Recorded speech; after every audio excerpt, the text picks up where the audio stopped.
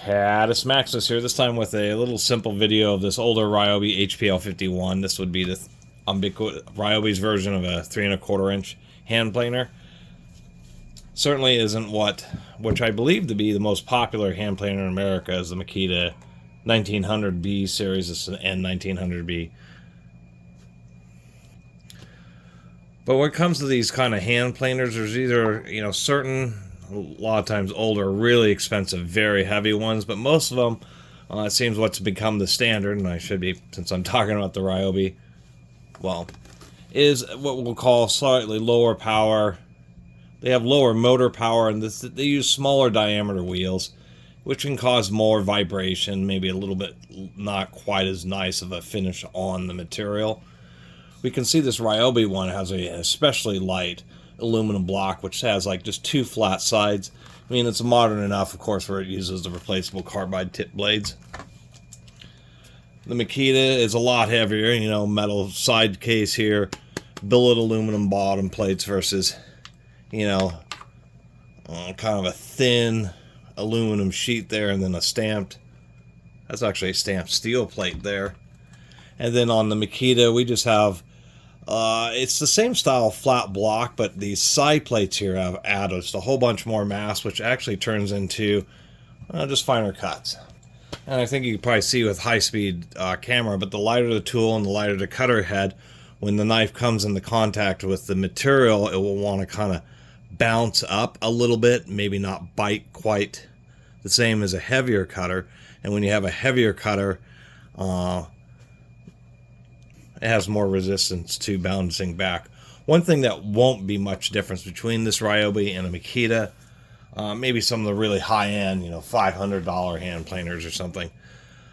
But whether you have a DeWalt, a Makita, a Bosch, hand planers tend to wear out their bearings the fastest of any power tool I've run into.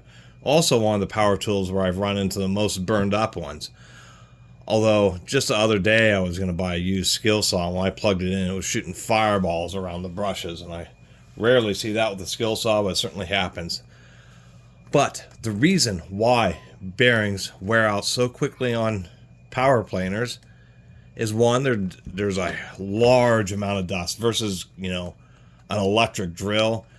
It's like belt sanders are probably the only, or sanders general, the only other tool that generates the level of dust and particles that power planers do. Sanders tend to be a little bit less load, where power planers, people tend to push pretty quickly, and that generates a lot of heat. They also create a variety of wood shavings, not just wood powder, but sometimes actual thin little strips, and then those tend to really clog these things up, and then the motors like to overheat quickly. But back to the bearings, as I mentioned, in like electric drills and many other power tools, saws and stuff, they all have gearboxes. So some of the bearings will have an extra reserve of grease that they can kind of draw on through the gearbox. Like on drills, the gearbox and the front bearings and front motor bearings are almost always good. And then the back bearings, where they don't have any reserve of grease, tend to wear out. That's the same case here. In addition to being kind of an impact tool, the way these blades hit puts a lot of load and vibration on the bearings, wearing them out a little bit quicker. I've already pulled the screws out of this. One thing I will mention is this has a really complicated design. We can see the split plastic. That's just everything that they've done. So we have a split plastic. This front handle, the screw goes in through that way. But then the rest of the screws actually come in through this way, so that doesn't make any sense. We have like little panels here, there's a side screw there, and so we know it's a kind of a clamshell tool. But then I was noticing we have all these pairs of screws right around where the bearings are, and I thought that's like an interesting design. I wonder if that's to actually help keep it together and prevent chassis from getting loose when it's running. I'm not exactly sure. But for the same reason that the back bearing on many power tools, just because it only has the grease and the bearing wear out quickly, power planers have no gearbox. They're always belt driven. And almost all belt sanders are also belt driven, except for very certain specific models. But nonetheless, so you have a high dust environment. There's a lot amount of vibration due to being a hand planer. And bearings that just don't have much of a reserve of grease, they end up wearing out. And if you ever have one bearing that goes out on one of these hand planers, you just should replace them all. It's just pointless just to replace one bad bearing, because in a few hours another bearing will go out. Airflow, this is a 5 amp tool, so they're at 120 volts, they're rating that at nominally 600 watts input peak under continuous load. There just doesn't seem that much ventilation. Not only does this little grill here want to get clogged up with sawdust, but as you can see, there's our output fan, which, interestingly enough, there's this little section of the fan which just blows around in here, and I think the idea of that is to help, and to tell you the truth, it actually seems to be working, because I think this is the original belt, and it's actually just in great condition. The pulley's in great condition.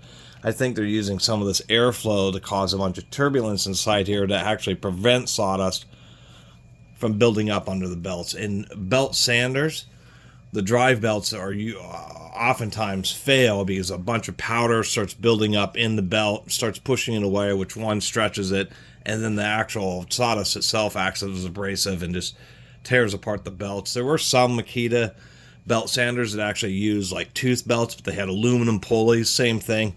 Pulleys start wearing out when dust builds up, so I think that's a mitigation kind of factor.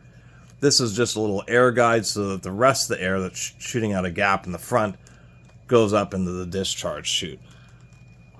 One innovative approach, we have this little lever and this little valve here. I can do it right in the middle. But that little valve actually allows you to choose whether you shoot the chips out to the left or to the right. The problem is a lot of these orifices, like on the Makita, are really large and oversized to make sure all the particles can get out. They have a wide slot coming up from the cutter, and then the fan on the motor helps eject the chips, along with air that's actually generated by the cutter head itself. These are designed to actually hook up a vacuum cleaner, just a standard small nozzle vacuum cleaner right up to them, which I'll give them credit for, but if you don't use it with a vacuum cleaner, you can run into some clogging issues, especially if you're taking heavier cuts. It seems that they're intending for you to replace the bearings when you service this, because here's the brushes, and there's no way to get these brushes out, particularly that one. The only way to get these brushes out is to pull this whole bottom part of the sander off. We can add, or of the planer off, you can see like this little line here, a bunch of little screws, but you have to pull that off just to be able to access the brushes. And if you're doing that, you might as well just swap out the bearings. So besides some strange design choices, this one's at least modern enough where it has this little automatic foot, which is not for you to set on while the thing's spinning down after you've just finished using it. It's just to help prevent damage to the bottom plates, and if the cutter ends up in a position like this, that you won't chip your carbide cutter when you set it down. That was one of the frustrations of those Makitas, was they never wanted to include one of these little, they call it a kickstand here. Actually, on this Ryobi, I like that it's a through, because you can actually just take the thing and hang it on the wall right through that hole, so that is kind of neat. It isn't the lightest weight. It's not as good as the Makita, but I'd say it's fine enough. There's definitely quite a bit of resistance in the height adjustment, and as with most planers, it can do 1.5/16 of an inch or 3/32. And among those deeper cuts, it probably really has trouble beyond 1/16 of an inch. But it has a lot of resistance and some detents.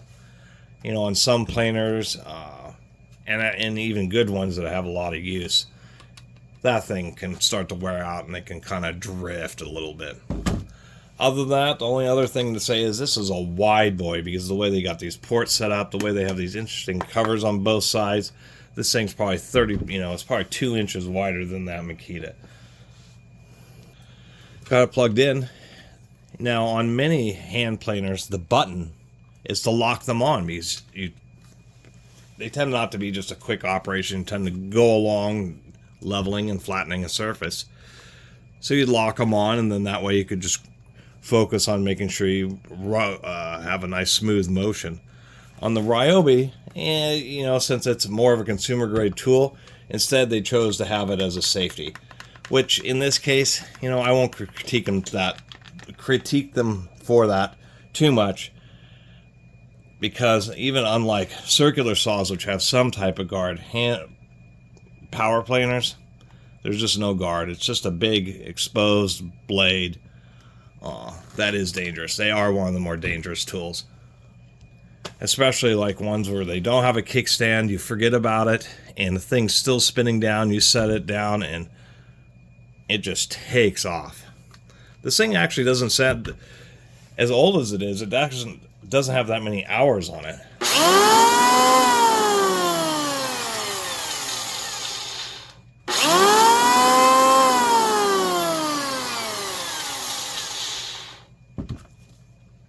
It actually sounds halfway decent.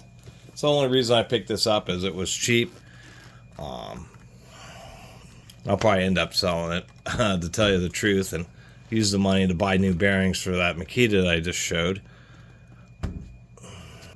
But there was only one video of one of these Ryobi HPL51s on YouTube, and that's actually just somebody changing planer blades. All the Ryobi YouTube videos are their newer lime green tools, and part of my channel is just documenting older stuff, just to talk about it and give details. And somebody sees one of these used or something like that, and they want to know a little bit more about the Ryobis, they can find my little video here. And that's the deal with this Ryobi. For homeowners, I think it would be fine. Obviously, for commercial duty, it would only be like as a beater. And it is a cheaper one. And you wouldn't pay like Makita prices for this. I mean, I think I paid $10 for this one at an ubiquitous garage sale. At the beginning of summer, I did pretty good, and then it really fell off. But nonetheless, if you can get one of these for cheap, 10 or 20 bucks, they'd be just fine. A power planer is not something you use particularly often, but they are a quick and efficient way to get very flat and pretty smooth surfaces, and can be used on, you know, brasses and stuff might be tough, but I've seen these used to clean up edges on aluminum, and certainly a variety of plastics. I've also seen them used to square up and smooth out edges on acrylics. Anyway, really appreciate everybody who's been watching. See you next time.